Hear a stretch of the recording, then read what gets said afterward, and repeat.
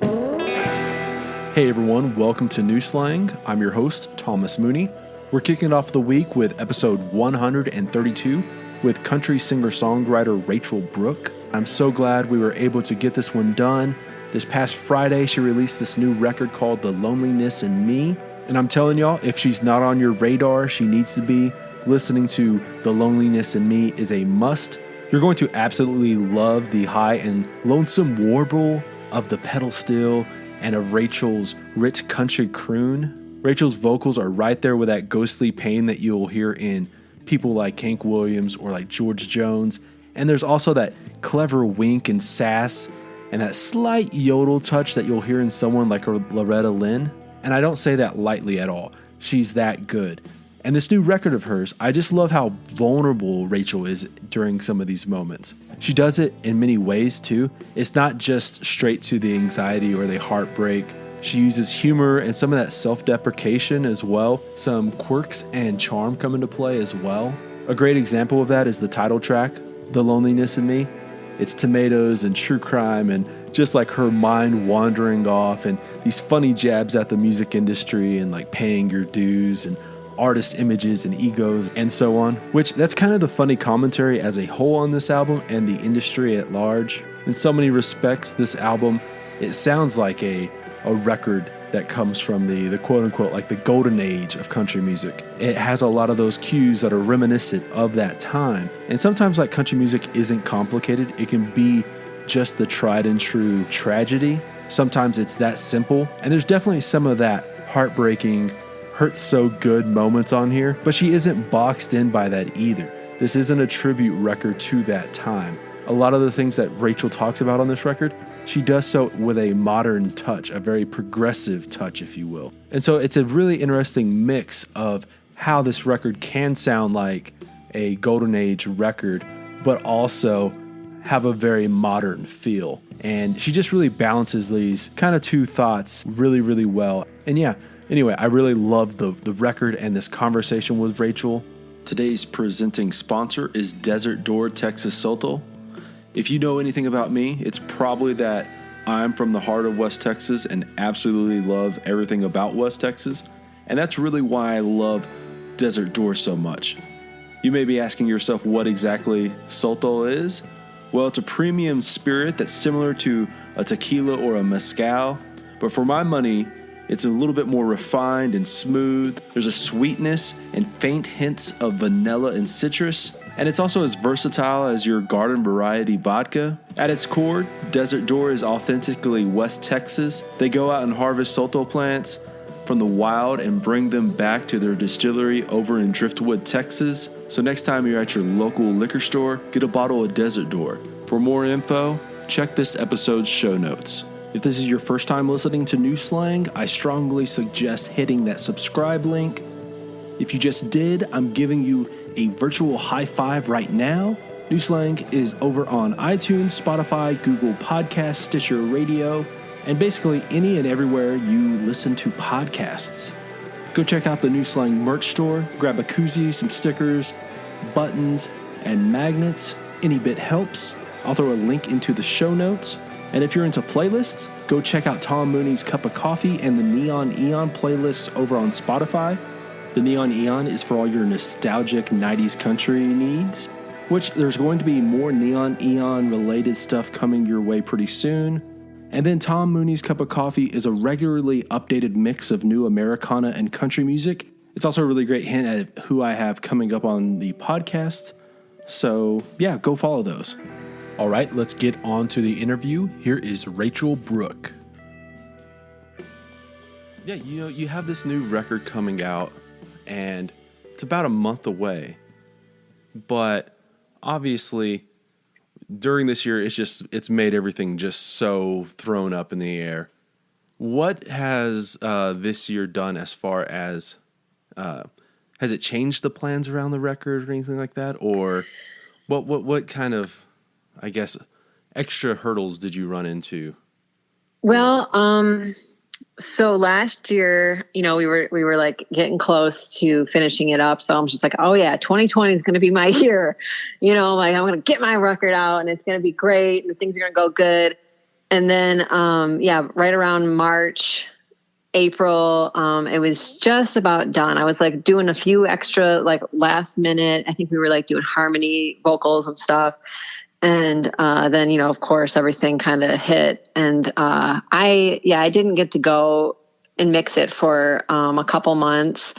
So it's kind of been, I think it's from my original plan, it's like off by a couple months. But after the release, I was going to, try to get some tour dates in October. So like my goal was to have it out early or late summer and then like hit the road in October.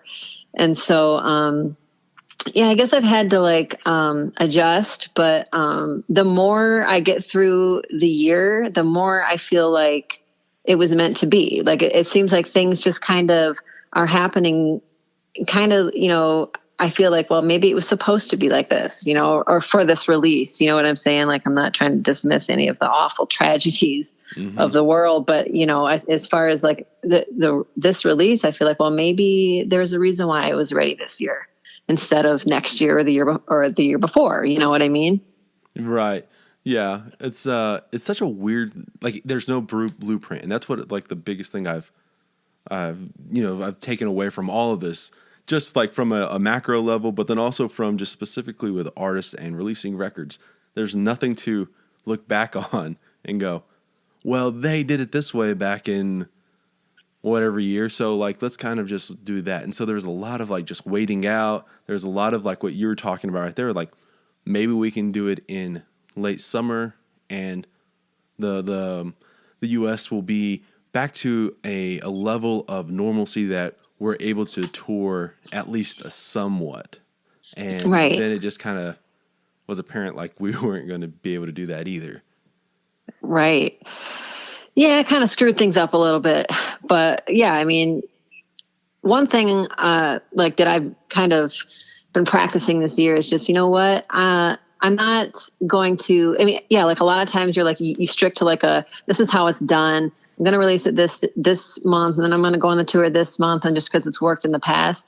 But this year, if there's one thing I've learned about, trying to release a record, it's like, well, you know what? I feel like I'm in control of this. You know what I mean? Like, yeah, like a lot of things have influenced me, but, and the release, but I actually got to decide that I wanted to release it anyway. Like I could have maybe waited. I could have done it differently, but I said, you know what, I'm going to do it anyway. And that's kind of given me just a little bit, I feel like a little bit of power, like personal power, because I don't know, it just feels like, no matter what's going on, I still kind of feel like I'm in control of me and my little world, whatever it is. You know what I'm trying to say? Right. Yeah, no, it's one of those things where this is one of those things where actually it's kind of like this no matter what, even in a world where we're not having a pandemic and we're not in quarantine, we're almost always never in control of anything. But like we kind of have to, I think it's a great idea and a great just kind of like lifestyle to focus on those things that you can control and, be proud of like being able to like make the decisions on those things.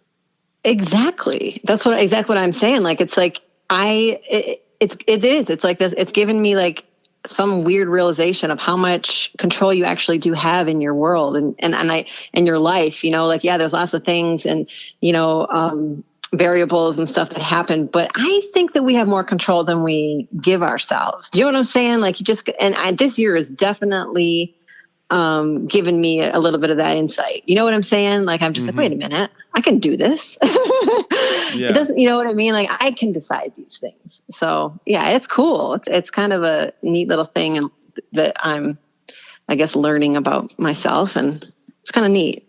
Yeah. Well, this really this ties into where a lot of the people I've talked with these last few months, we've talking about like, well, so you get paused on your tour and being like more so the business side of being an artist. How have you been able to control the artistic side and like make sure you're not wasting these days, quote unquote, of just being stuck at home? And the ones who have been able to find other things, other outlets, they they've been more productive. And I think in turn, like, that's just another way of saying being in control of your life, being in control of your art. Yeah, it is. I mean, I've had, a ton of time, especially like in spring, and at first it was like, pretty dark, like last year I had, just last year I'd lost my dad. He passed away. And so I was still kind of going through like the grief of that. And, so then one of the big things I had to look forward to was kind of like what's going on with this. And, so it was like really dark, but then I started to kind of reshape like the way I was thinking. Like I purposely had to like kind of like think, well, wait a minute, I have a lot of this time now. So I might not be able to use it exactly how I thought I would, but I'll be using it for like, for instance, like being an independent artist, I have to kind of, I say like be scrappy because, I'm always trying to figure out ways to like connect, and like the industry is always changing, and you're always trying to learn about how to get your stuff out there and get it into the right people's hands. And so people can hear it. So I had a lot of time to kind of focus on that stuff, which is like preparation for the record. So I really actually needed that. And now I'm realizing that, I use that. I use that time. I feel like pretty well. I mean, I always feel like I can do better, but, if I didn't have so much time at home, maybe I wouldn't have been able to do that. You know what I'm saying? This episode is in part brought to you by Austin, Texas's Wild Gallery, a virtual art gallery featuring traditional and contemporary art by Native American artists. As you're probably aware, I'm not just an avid fan of music and film and novels, I absolutely love visual art as well. And as you probably also know if you've been listening to New Slang for a while, you'll know just how often songwriters, they also dabble in various other mediums and are largely also inspired by other artists. One of the giant reasons I was drawn to Wild Gallery is that all of the art is produced by Native American artists, not only produced by, but inspired and influenced by other Native American artists, history, tradition, nature, stories, music, and just culture in general. If you head over to wild.gallery, that's WYLD.gallery, you'll see exactly what I mean. I've spent probably an hour scrolling and clicking through the various pieces. There's just some incredible pieces featured and such a vast array of styles as well. Everything from newer pieces inspired by both like the American West and a bright and bold pop art feel to more traditional fine art oil on canvas paintings. And then obviously there's plenty of pieces inspired by Native American traditions as well. Like I mentioned earlier, they're currently a virtual gallery. What's so great about that for you is that you're able to purchase these pieces from anywhere. And with Christmas coming up, they'd make perfect gifts. Talk about just like one of a kind, unique, and probably more importantly, well thought out gifts that'll excite anyone from your parents, your grandparents, your in-laws, siblings, yourself, really just whoever. And also, I'll be perfectly frank, it's time we have this talk. With everyone working at home these past few months, I've been on so many Zoom calls and I've seen so many Zoom call screenshots on social media, and we really need to talk about some of y'all's home office spaces. Too often, it's just that generic desk, maybe a poster that you had from college, maybe a calendar or like a whiteboard that you write on, and just those bare, bland walls. I'm just saying, we've all been there, but like right now would be the absolute perfect time to fill those walls with some great art.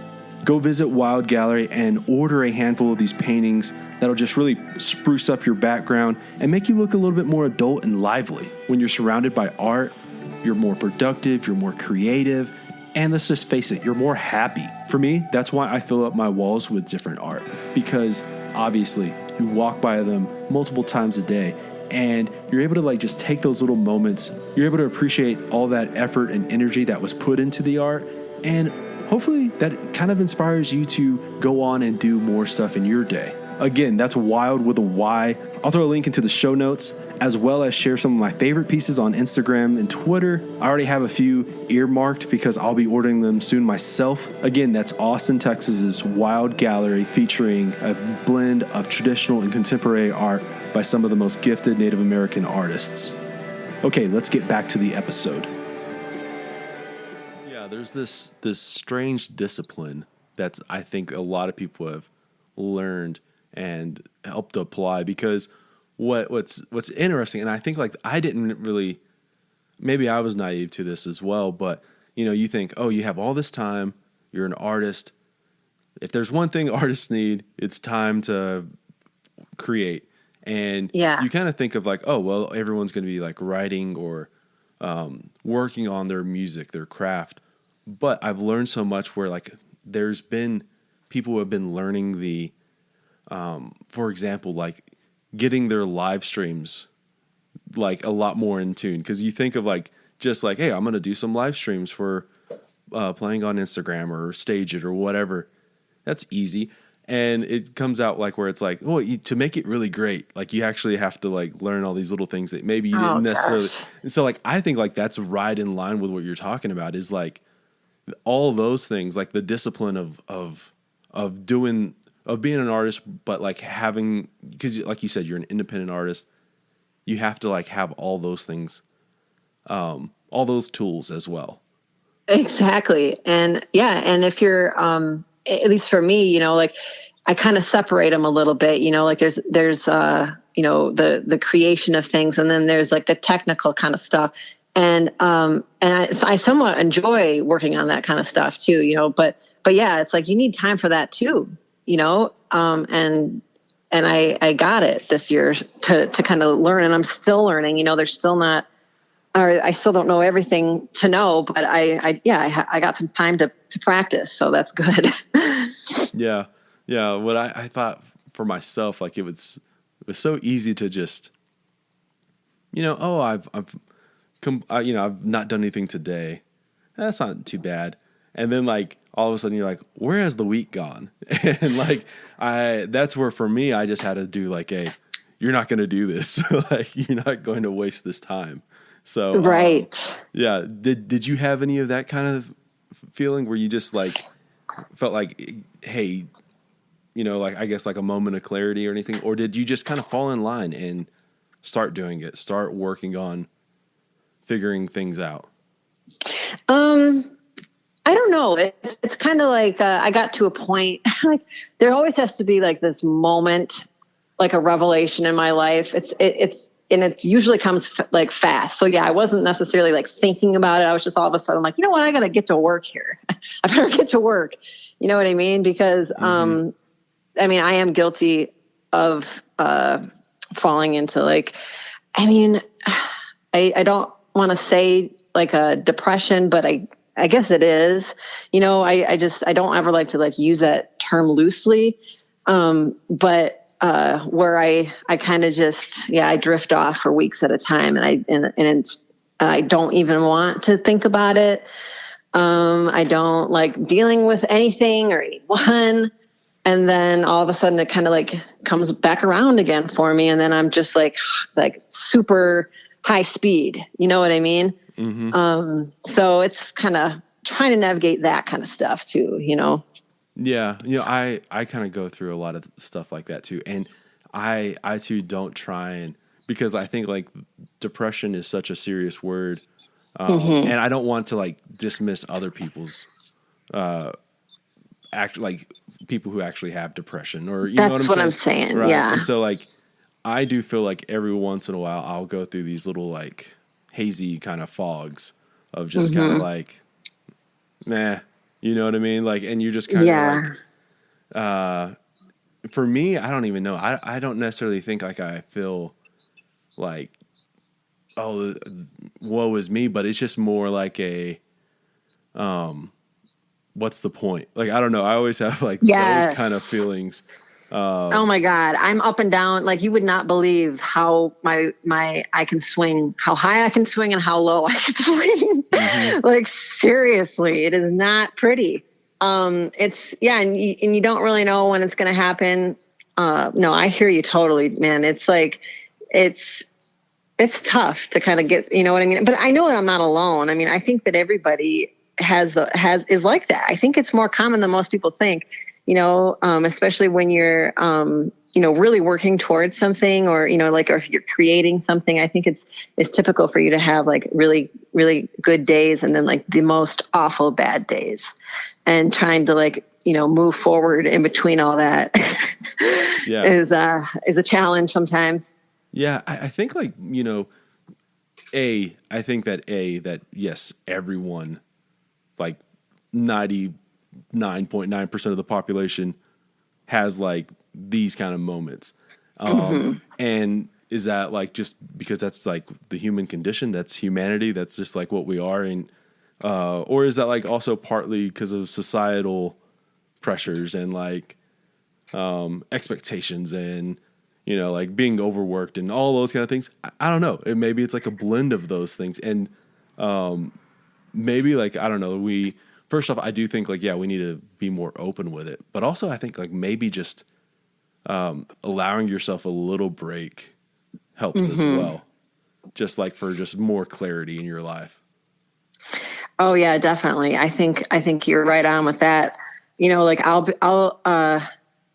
once in a while I'll be like, you know what, I need to just like shut down for a little while, and that, give yourself like, because otherwise you're going to get burnt out on whatever it is that you're doing. You know what I mean?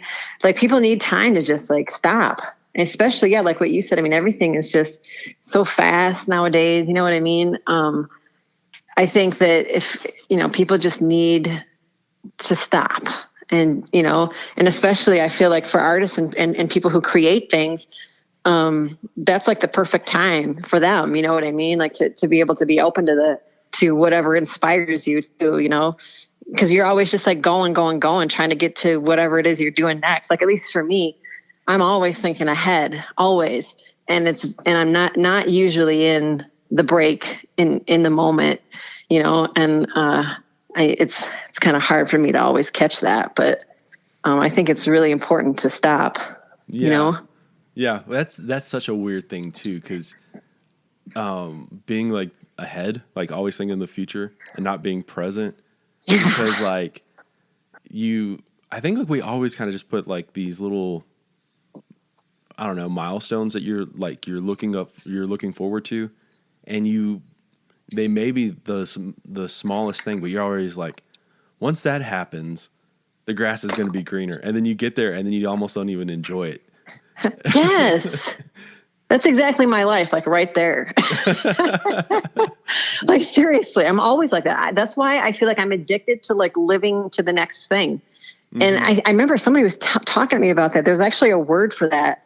I can't remember what it is, but it's like, once I've got to like something that I want to do, or that I've always wanted, I always have to have the next thing to look forward to, or the next goal. It's a better way to put it, I guess.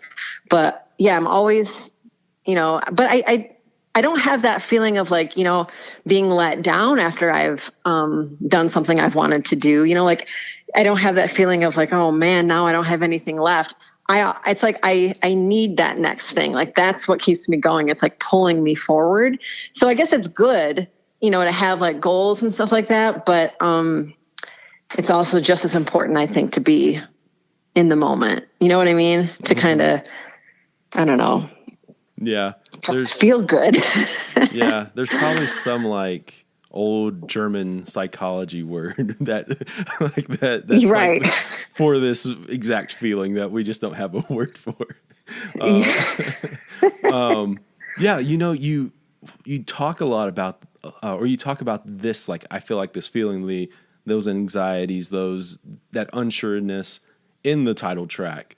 But you blend it with like some humor and some like, some of the quirks of your personality, and like, I guess like, what is that song like, as far as, am I?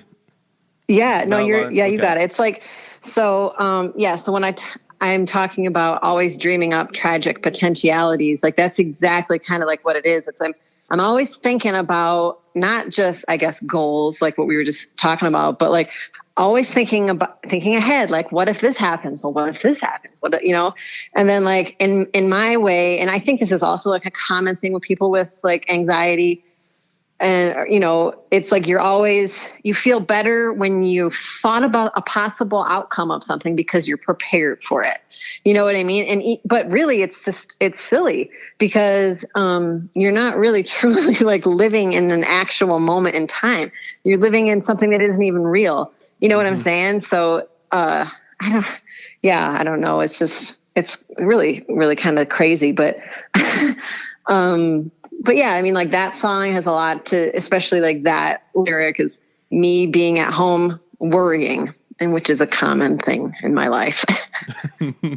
Yeah. I mean, like I feel like I'm talking to myself in a lot of ways because I do the same thing as far as like just the worrying of things that, or like just not even necessarily worrying, but just like putting too much effort and time into thinking about just something that's a hypothetical.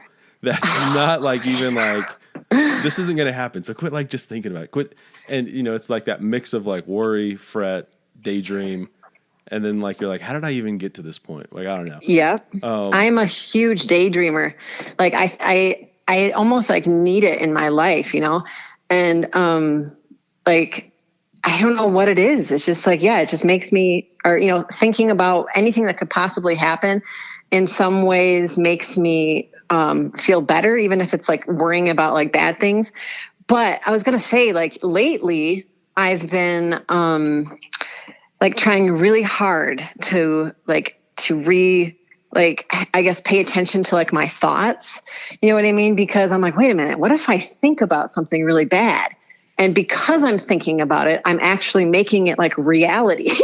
You know what I mean? Like so I'm like speaking into existence type of yes, thing. yes. Yeah. So I'm like paying attention right now so much to like my thoughts because I'm only going to think about good things happening. Like I'm trying to like train my brain to only think about possible good things because that's the stuff I want. You know what I'm trying to say? Like, right. So if I start catching myself thinking about like the bad things, like I'm like, no, I can't have that happen. Yeah. Well, I think that like the silver lining or like the positive side of this that I feel has been that, I've always daydreamed too. And I've always just kind of like getting lost in thought. And, like when I was working, like my dad, I worked for him for all growing up, and I was always just like never like would get the job done like the way he wanted it that quickly. And it's partly because it was like I hate sweeping and I hate doing stuff like that. But it's also because I would just like get lost in my own thoughts and just be like thinking about other things. But I think that like all helps down the line. Obviously, I'm not a songwriter, but being a journalist, I think that's helped. For you being a songwriter, I feel like that's had to have helped the creative side and helped in just writing in general. But also like the one little thing I was going to also bring up is for me, I think during this quarantine, that's actually helped me because I'm like more than fine and comfortable, like being by myself and isolated and like just kind of like being able to just be comfortable within like your own mind, even though like we're talking some in these little points of like being uncomfortable. For some reason, I think that's helped me cope with all of this 2020 isolation better than the average person. Well, I think you're right because you don't have everybody else's thoughts and opinions being also brought into your own brain. You know what I'm saying? Like, not that you have to, not that people's thoughts and opinions are at all based in fact. You don't know anymore. You know what I'm saying? But, but yeah, if you don't have to like necessarily be around those things, and you have more control, like that's what I was saying. Like you get to kind of get, control about what you think about, how you work things out, whatever they are without, being alone. It's nice, except for those few times where you start thinking about really bad things and you're alone. Right. Yeah. Well, then it's tough. Well, going back to how has it like helped you be a songwriter? How has that like helped you, like form narrative and these hypotheticals that you may not necessarily even be like a part of? Well, I think that it's pretty much been a part of anything I've written. Coming up with like a story in my head. I've always like when I write, it's always a picture. So it's like, like when you're daydreaming and stuff like that, you're seeing like images. You're like you can see it just like you're watching a movie or something. That's how all of my songs start. They're like a picture in my head. And I see them and I can kind of focus on them and I'm imagining things, and then somehow I have to like pull out what it is that I'm saying based on the picture. Do you know what I mean? Mm-hmm. Do you know what I'm trying to say? It's like, I have to, like any song that I've ever written, and it's usually, it's like beamed somehow into my brain in a picture form. And I have to like decipher what I'm trying to say in word. Mm-hmm. So, yeah, like the daydreaming part or just thinking about it, that's like the basis of everything I've ever done. Yeah. Like I guess, and listeners are going to go, oh, you've brought this up like 18 times now. But I think like the biggest thing I've gotten out of all this year is that, I think we romanticize you guys as songwriters as like when you pick up the guitar or sit down at an instrument or whatever, and then pick up your pen and paper and bam, you're starting to write a song. And we romanticize that part and we focus on that part. And that's great and everything, but there's all this like space before all that and space after that is like equally, if not more important to songwriting. And all of this I feel is like that before you actually even put it into words. That's like you're writing then. Yeah. No, I'm sorry. I thought I lost you there for a second. Are you there? Yeah, I'm here. Oh, okay. Yeah, no, there is. It's like, for me, like you're right. There's like space before, there's like space after, there's like all this. It's like, it's in some ways it's consuming for me.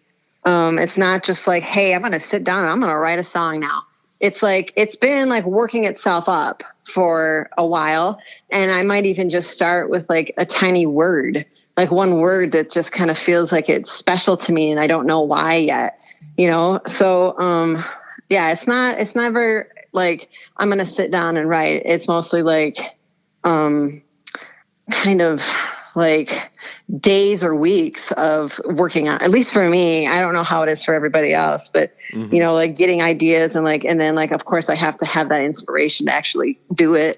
You know what I mean? And I'm not like saying I'm waiting for inspiration because I definitely don't wait, but, it just has to be like, yeah, the right moment, I guess, even though you've been like maybe thinking about it for longer than that moment. You know what I'm saying? Mm-hmm. Letting it marinate. Yeah. Trying to work it out some way, even if it's just like in an abstract, just thinking about it. This episode is in part brought to you by the Blue Light Live here in Lubbock, Texas. There is a way to help A, support Blue Light, and B, get a sense of that normalcy by visiting bluelightlubbock.com, clicking on the merch tab, and getting some koozies, a vast array of t-shirts and caps, and yes, even a Blue Light flag. While it is such a bummer that live music is still on hold right now, I'm telling you, by getting some Blue Light Live merch, you're going to feel better. It just feels better wearing a t-shirt and ball cap and helping support your favorite bar. Again, that's bluelightlubbock.com. Click on the merch tab, get some merch. All right, back to the episode. I know it's different every time, but like, how long do you just mentioned, days or weeks thinking about stuff like that? How long do you typically let those moments kind of, how long do you typically think about a song before you actually start writing it, I guess? Well, let's see. It kind of just depends, but I would say like I'll get an idea, but it's not the right time to sit down and write it. So like I'll get and sometimes I get ideas that are just like I can't let them go. Like I can't stop thinking about it or whatever, So like it'll kind of like sit in my brain for a while, and I'm constantly thinking, but I can't sit down and actually write it. So, but usually if that happens, I'm like I'll for the most part, write something down just to kind of get that thought out of my head, so I can kind of like it, let it go a little bit. So I'll write it down. And then within the next week or two, maybe a week, I'd say like I'm at least starting to write it. And it's, I used to write like in one sitting. So like I'd sit down and it would kind of flow, but now it's different. It's like, I don't know what it is, but I'll write and like, I'll write something down and then I'll write a little bit more another day and I'll be thinking about it still. And I'll just kind of keep coming back to it until it's done. So, I don't know, I'd say maybe a couple weeks. Mm-hmm. Yeah. That's interesting about like, how you've, I guess, evolved as a songwriter. Like, I think it's so natural to think like at the very beginning in your early stages, writing it all in one time. And then, gradually getting to a point where it's like, you're working on it over a longer period of time. That's interesting. It is because I really feel that when I first started writing, it was very much inspired by how I feel, mm-hmm. How like I was feeling at the time. So I was feeling sad or somebody hurt me or something, So I'd sit down and I'd write it and it really just kind of came out the way it did.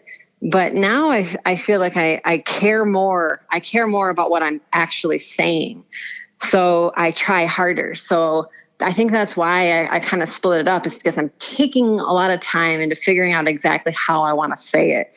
You know what I mean? Like when, mm-hmm. when people say, like you're writing a letter to somebody and you're angry. So you write it all out and, but you don't send it because, if you wait a little bit while and you go back and look at it, maybe you decide you don't really want to say those things. Exactly. So it's kind of like similar, I guess, where I want to make sure I'm saying the exact right thing, Yeah, a little bit more intention, being more intentional with what I guess like the real essence of the song.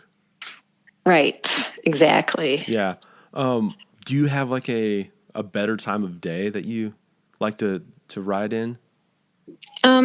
Well, I feel, okay, it's weird because when I'm most inspired in the morning when I'm drinking coffee and like, it's just like, I get good ideas and stuff in the morning. But I actually like to work on those ideas at night. Like when I actually have time, my brain's just a little bit more like relaxed or something. I don't know what it is. It's dark. It's quiet. There's not much going on. Mm-hmm. So yeah, I get the ideas usually in the morning, and then at night I like to just work on them.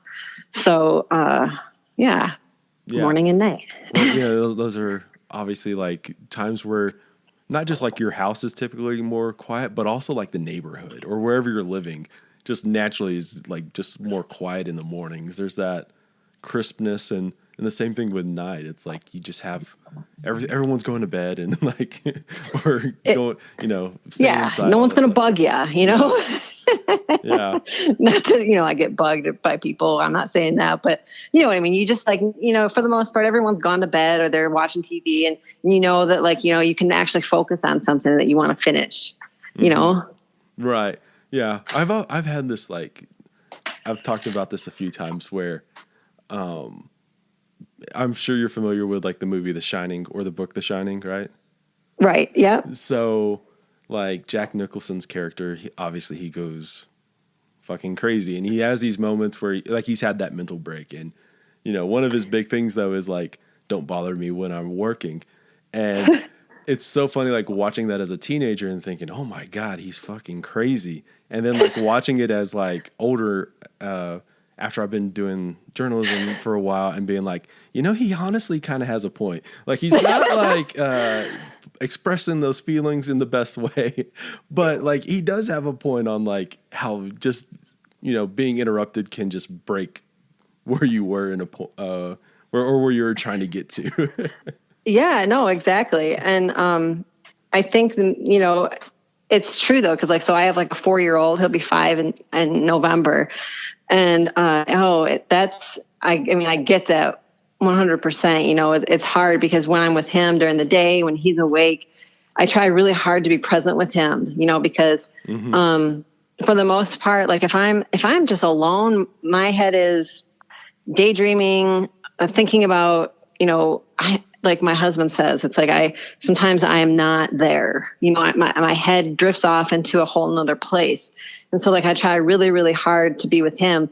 So it's not even possible really for me to like, work, when I'm around people. So it's, definitely like that alone time at night is everything to me, because I have to be able to not be interrupted and not distracted. And, you know what I mean? It's, if I actually want to get things done, you know what I mean? Mm-hmm. Right. No, I absolutely understand what you're saying here. Going back to that title track, The Loneliness in Me, it has like a really funny music video with it. Mm-hmm. And so like you're sitting there on the couch eating tomatoes, just like they're apples. Is that like, okay, I don't know, like that's never been anything I've ever really seen. I guess people do that. Is that one of your things that you like to? Yeah. What's weird is that I've always done that my entire life. And I'm just now realizing that not a lot of people do that. Like, like I've had a few people say that. They're like, oh, wow, you eat it just like an apple or whatever it is, like they remark on it. And I was like, yeah, you mean I always thought that was something that, people did, but I love it. Yeah. I've done that since I was just a little kid. My dad, he always had a real big garden, and I think I must have learned it from him. And yeah, we go out there with a salt shaker and just eat them like apples. Yeah. See, now that makes a lot of sense right there, as far as like learning it from, family, your father, having a garden. Like having a garden, I feel like if all of us had gardens, everyone would go, oh, that's a natural thing. Right. Now it would be weird if it was like an onion or something. That would be like maybe the line. Which, I think people do that. Yeah. I think people have told me that they do that. Ugh. I think they're in prison. They're psycho. Yeah, actually like my little brother. So like I lived in a small town, and we would go to like a bigger town to sometimes buy like better groceries and stuff like that. And when my little brother is like 14 years younger than me. But one time when we were coming back home and we had bought all these groceries and stuff, and he was probably like 3 or 4 years old, and he's in the back seat, and all of a sudden he's like really quiet, and my mom's driving and I'm sitting in the front seat, and we look back there, and I thought he had gone to sleep, and he had gotten into like a big container of cherry tomatoes and had like just been eating those, and that's why he was quiet. And so he's a full on tomato eater like that. So does he like them a lot? Does he eat them a lot? I don't know about now, but like he's I don't know. That kid was crazy as a child. Yeah, well, tomatoes are good. I mean, it's fun. I kind of put it in that video and stuff like that because I have them on my album cover, mm-hmm. and I just kind of wanted to kind of tie that together. But it's I don't know. It's becoming. People ask me about it, which I guess I should have saw coming, but I didn't really. Well, like I just thought it would be just kind of like, oh yeah, there's the tomato again. Yeah. My favorite part of it is that like it's like part of the routine of your life in that video of like you come home, your husband comes and he's got it on a tray with the salt and stuff like that. So it's like, oh, this is like a normal daily occurrence, and like you're being waited on in your, as you say in the song, your queendom. So yeah, you mentioned like how you're watching like the television murder shows and stuff like that. That's like another rabbit hole we could go down. Oh yeah, definitely. Like I specifically wanted that in there where it's like, I'm watching like murder Lifetime murder mystery TV or something like that, because that stuff scares me when I'm watching that stuff. You know what I mean? Because then it's like, then I'm like, I don't trust my husband anymore. Yeah. Like, I'm just like, wait a minute. Yeah. It's the whole, the husband did it, or like the guy driving the creepy van. Like there's reasons why they're like the cliches or the whatever they are like that. There's a reason why they're around, and it's because like that happens. Exactly. So, It always is. It's like if a woman gets murdered, usually it's like some guy that she knows. mm-hmm. Like I'm not trying to, I'm not, I just like, I was like, wow, those, I don't, makes me like not trust anybody. Not that I do, but, always suspicious.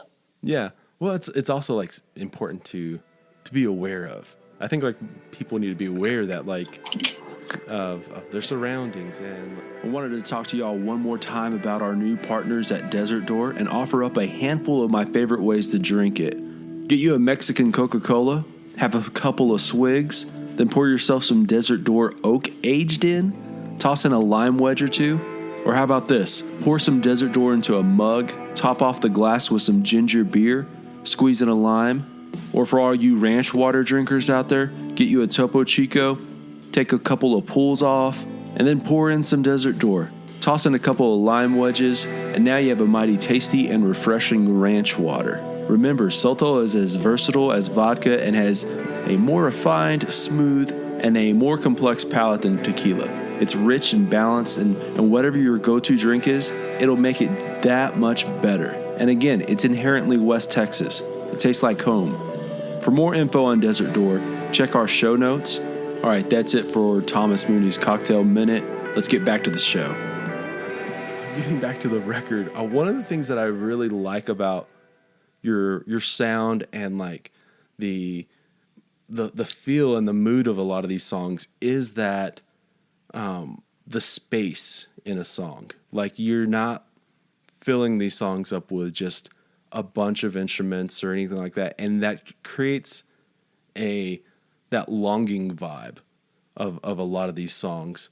How intentional is that as far as like trying to create those kind of moods for the specific songs, but then also the album as a whole? Well, I don't know if it was necessarily, I have to trust, like, I feel like I trust myself to make the decisions that I did.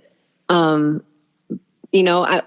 I do is I just kind of listen to the song, and I kind of feel like, should this have this instrument, and should it be, and then how much of it, and just kind of like let it guide, I guess, like my feelings, you know what I mean? Like, so, each song was looked at in its own way.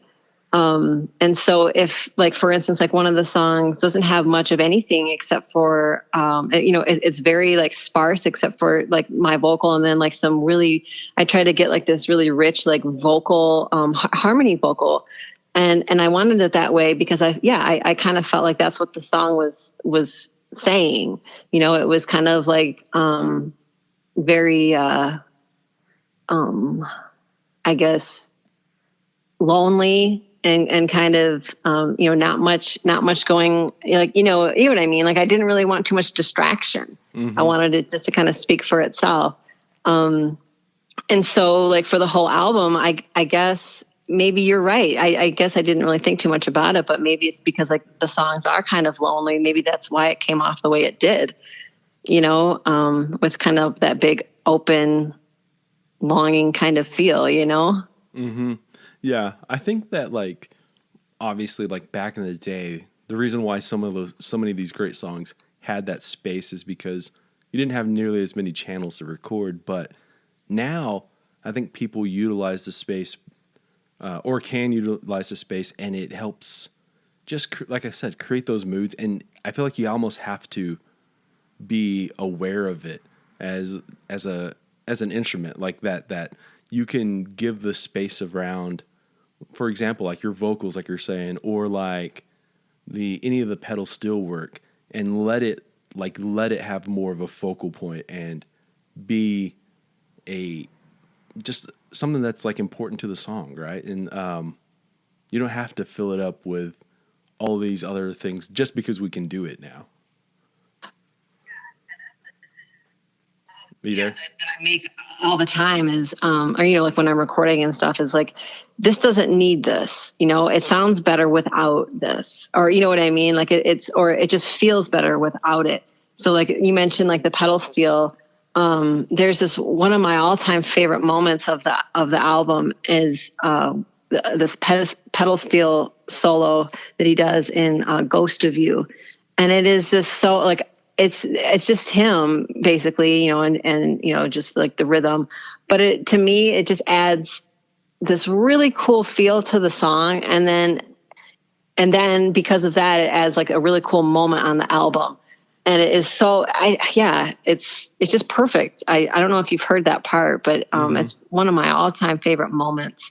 And it was a specific thing because we had, violin, or I should say fiddle also. And I said, no, it just needs to be him. He needs to have like this moment because it's not even necessarily for him. It just was a perfect moment, I thought, you know?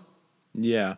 Yeah. Like a lot of times I think that people think of instruments as maybe like the base of the song, right? Like the foundation. And granted, like it very much is, but like sometimes instruments like the pedal or the fiddle or guitar or whatever can be like in a lot of ways, like maybe turn these songs into duets where like you're one voice and then like the other instrument is like another voice.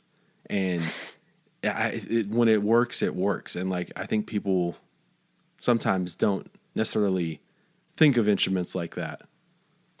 Right. And, you know, that's actually a pretty common thing for country music too, you know, especially with like the pedal steel and the fiddle, you know, it's that like, it almost is like a response to what the singer is singing, you know, and it's kind of cool, but yeah, I love it. It's just like a pretty classic country kind of thing. You know what I mean? Mm-hmm. Yeah. So like this record is about like 8 years after your last solo album. You've worked on a few other albums in between that time, but with these songs right here, were they like, I guess like how big of a period were these songs written in? Or some of these like super old that you just kind of had in your pocket waiting for your next solo album, or did they all kind of come in a I guess like closer time period?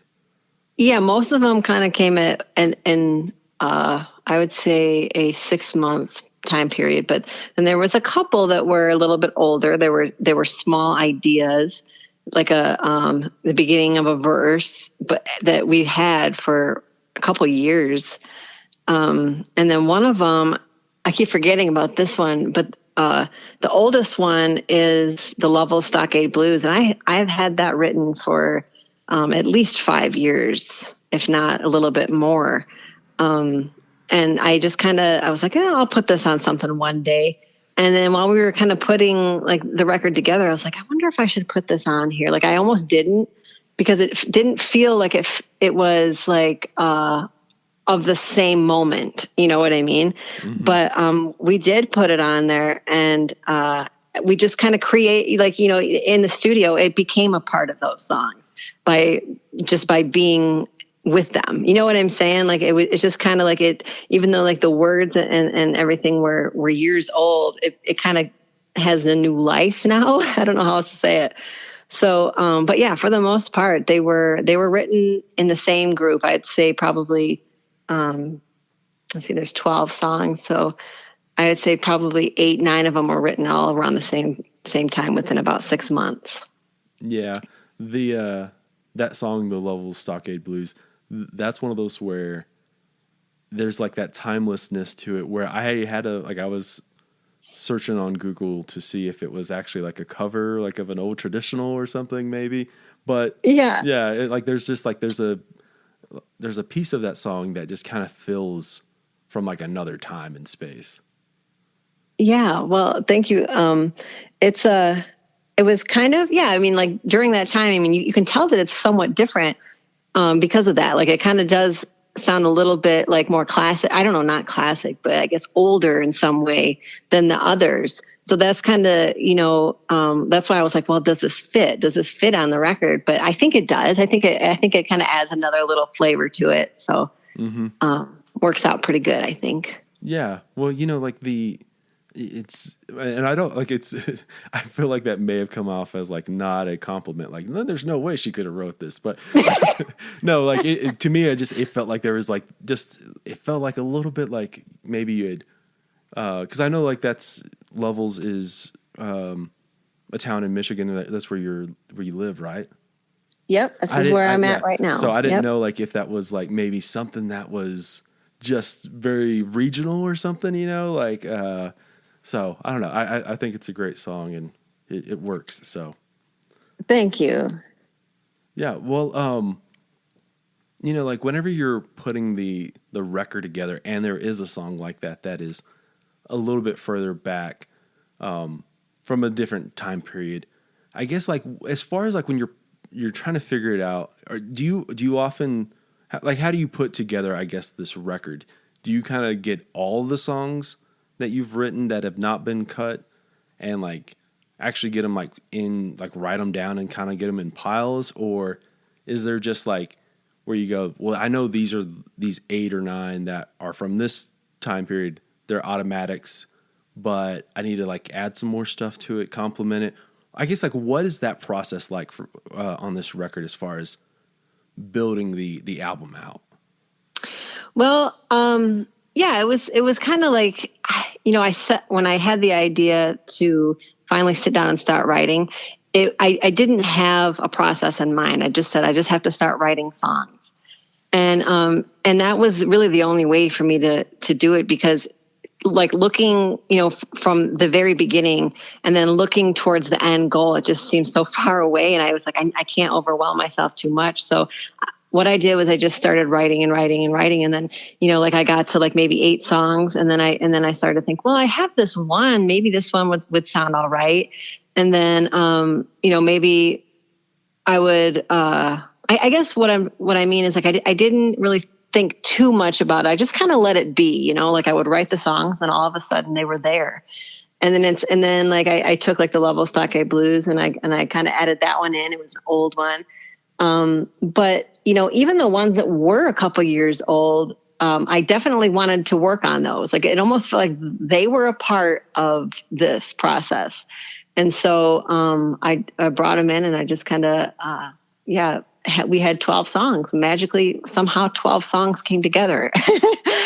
And then I did a cover that I didn't put on the record. I recorded it during that same time, but I decided not to put it on. Yeah. What song was that?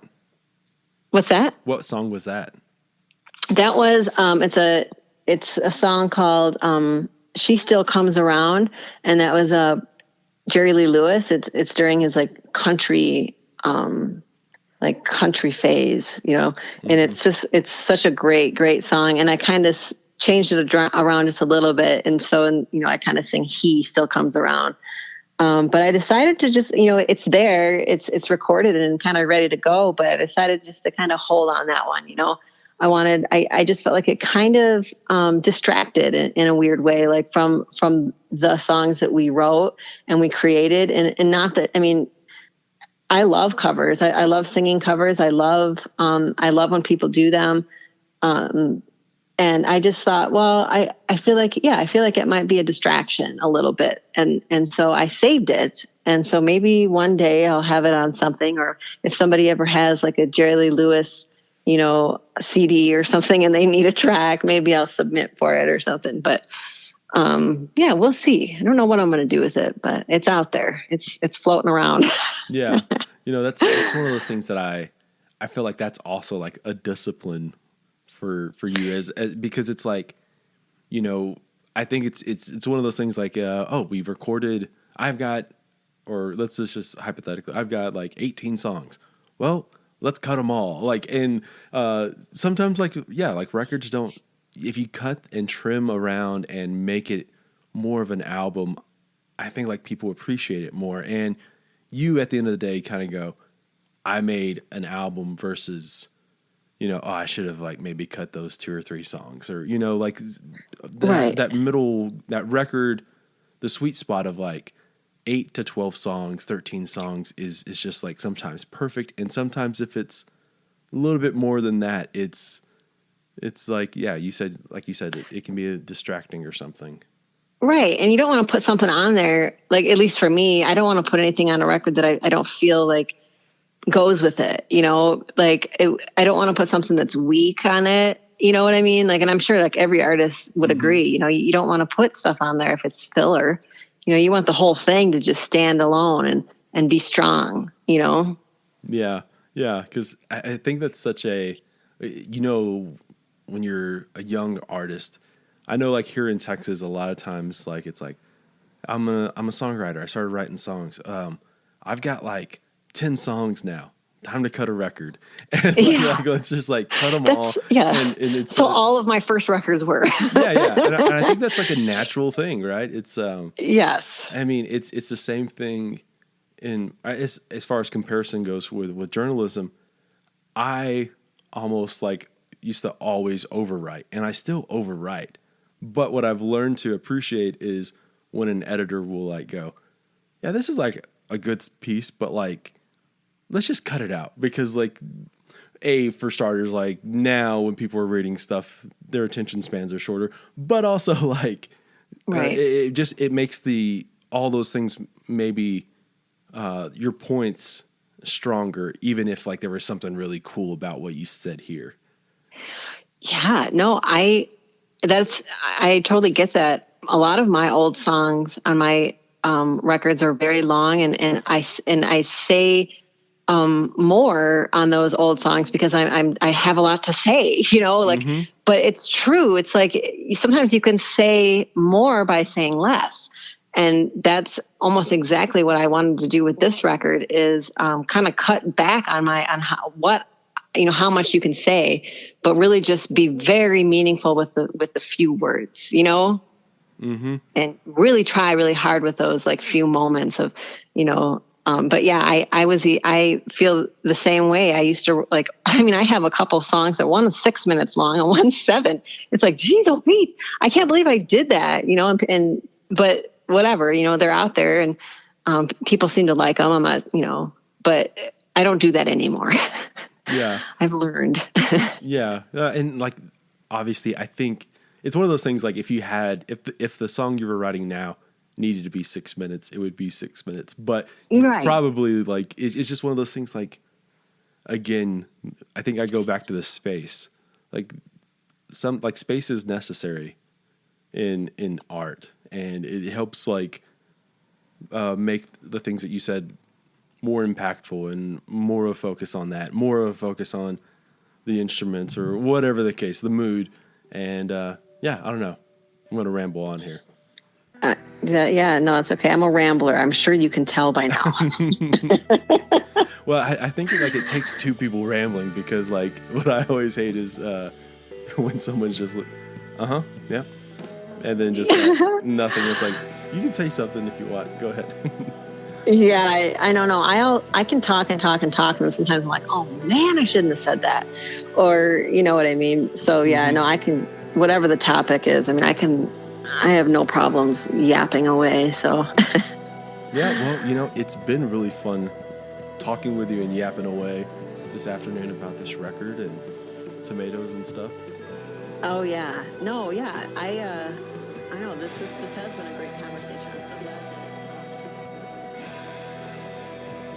All right, that is it for this one. Be sure to check out The Loneliness in Me by Rachel Brooke.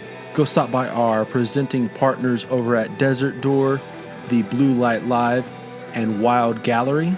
All right, I'll see y'all later this week for another episode of New Slang.